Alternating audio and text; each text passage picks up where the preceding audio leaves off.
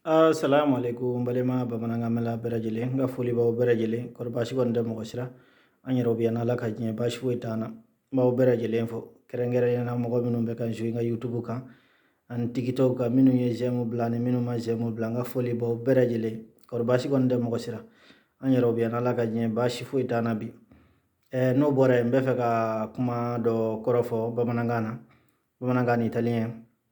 ina fo sisan n'i bɛ fɛ k'a fɔ mɔgɔ ma dɔw bɛ se ka kɛ tulonkɛ kuma ye a bɛ se ka kɛ sɛbɛ kuma fana ye i ni dɔ bɛ ko dɔ la sisan a ka fɛn dɔ kɛ e bɛ fɛ k'a fɔ k'a ye a m'i bonya walima i ye n dɔgɔya bamanankan na o bɛ fɔ cogoya min na n bɛ fɛ k'o fɔ italien na k'a kɔrɔfɔ bamanankan na n'i bɛ fɛ k'a fɔ i ma n bonya walima i ye n dɔgɔya italien na i b'a fɔ mi hai mancato di rispetto. Mi hai mancato di rispetto. Imambonya walma yendo ya walma ni joma yayi no boray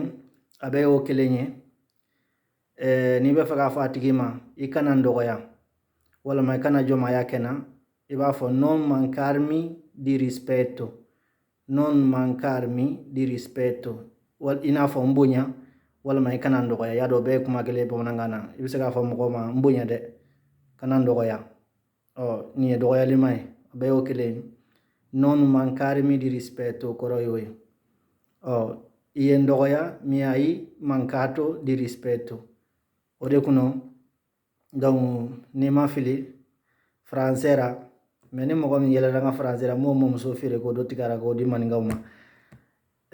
hangla francero ba fo ne me mangi pas de respect ikana dogoya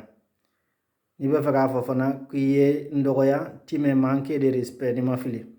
donc ni fili mi yerora awo indigora ko mi nyara be ke indige français la nala sonama don no ni fili mi yera mo sikana yelena ni mi yelena o mom so ba dafe wala mo ke o de kuno aw ka message wala nala sonama merci.